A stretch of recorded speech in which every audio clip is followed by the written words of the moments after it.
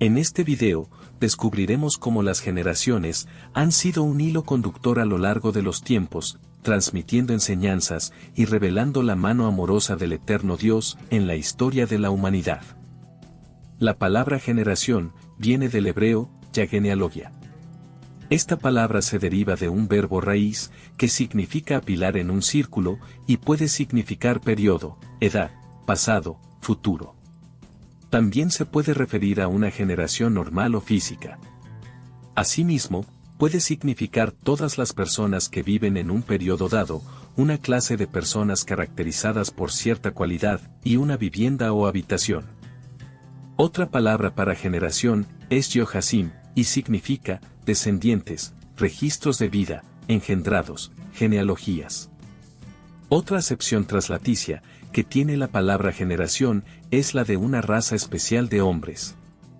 Se usa también esta palabra en la acepción de registros genealógicos, en el del origen e historia de una persona, familiar o cosa.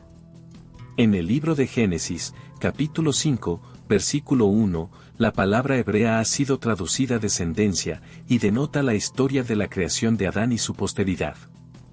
La palabra en hebreo genealogía se utiliza a veces para referirse a un grupo de personas a través de un largo periodo de tiempo que se caracterizaron por la rebelión y el pecado, y no se limita a un periodo específico, sino que se remonta a través de la historia de Israel para incluir a todos los que eran obstinados en contra del eterno Dios. En el pensamiento hebreo, el periodo de la vida de un hombre, desde el nacimiento hasta la muerte, se llamaba generación. También el lapso entre el nacimiento de una persona y la concepción de su hijo. Asimismo, se aplicaba a otros conceptos relacionados con la vida del ser humano. Como en los tiempos patriarcales se llegaba a una larga edad, se piensa que la expresión del libro de Génesis, capítulo 15, versículo 16, es una referencia a 4 generaciones, o sea, el tiempo que los israelitas pasaron en Egipto. Las personas que tenían aproximadamente una misma edad, también son llamadas una generación. La idea de tiempo mensurable está ligada a la palabra generación. A veces, el significado equivale a una era o tiempo pasado, una época futura. Una clase o tipo de personas, distinguidas por alguna razón, son llamadas una generación.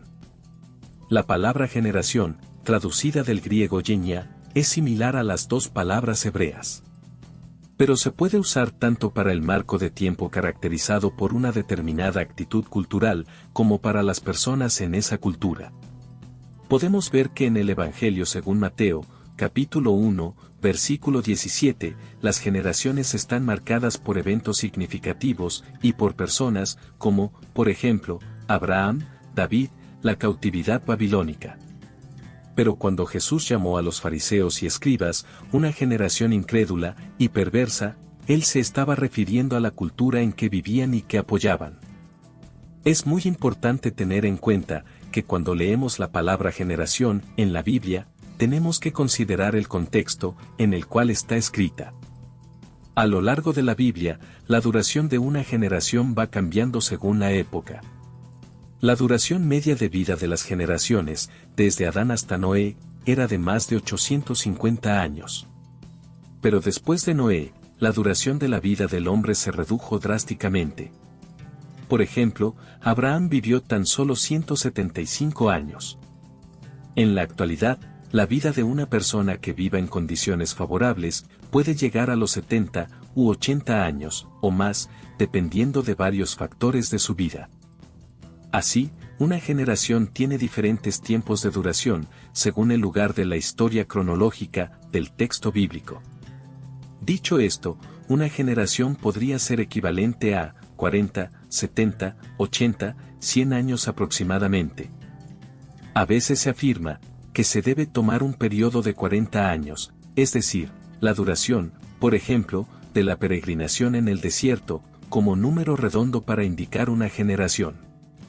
Sin embargo, para el teólogo, una generación bíblica no dura 40, sino de 70 a 80 años, según lo indicado en el libro de los Salmos, capítulo 90, versículo 10, donde se expresa que los días de nuestra edad son 70 años, y así en los más robustos, son 80 años. Cuando se presentó el retorno del exilio babilónico, el asunto de los registros genealógicos tomó mayor importancia. Sobre todo, había que definir quiénes pertenecían a la clase sacerdotal, a las familias de los levitas, y demás.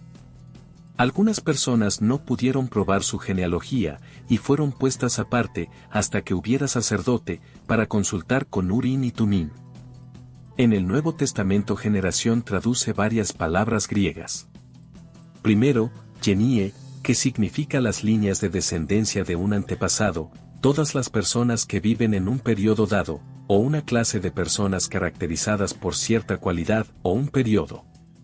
Segundo, genema, en la frase generación de víboras. Tercero, genous, que significa raza. En otras ocasiones, la idea de generación es equivalente a humanidad o población. El mismo himno del Magnificat habla de que todas las generaciones me llamarán bienaventurada. Recordemos que una generación puede significar una clase de personas, es decir, aquellos que se caracterizan por ciertas cualidades o condiciones. La Biblia habla de la generación del justo, así como de una generación torcida y perversa o una generación de perversidad. Cuando Jesucristo estuvo en la tierra, habló de manera similar de la gente de la nación judía de aquel tiempo, y el apóstol Pablo aplicó esas expresiones al mundo de su día apartado del eterno Dios. Cuando la palabra generación se emplea con referencia a las personas que viven en un tiempo en particular, es difícil determinar la duración exacta de ese tiempo, aunque se entiende que estará dentro de unos límites razonables. Estos límites están determinados por la duración de la vida de la gente de ese tiempo. En el Nuevo Testamento, el apóstol Pablo menciona unas fábulas y genealogías sin término. Lo más probable es que sea una referencia a enseñanzas gnósticas de la época, que describen la creación como hecha a través de una gran cantidad de seres espirituales, llamados eones. Los gnósticos creían, por ejemplo, que cada parte del cuerpo humano había sido creado por un eón y decían los nombres de cada uno de ellos. Hallamos en la Biblia un registro genealógico hecho por más de 3.500 años, y así fueron conservadas las pruebas de que Cristo nació, según la profecía, de la simiente de Abraham, y era heredero del trono, de su padre David. Espero que te haya gustado este contenido, y que hayas aprendido algo nuevo. Para tener este estudio completo y gratis, sigue estos 3 pasos. Suscribirte, darle me gusta al video, y escribir en los comentarios, quiero este estudio. Bendiciones.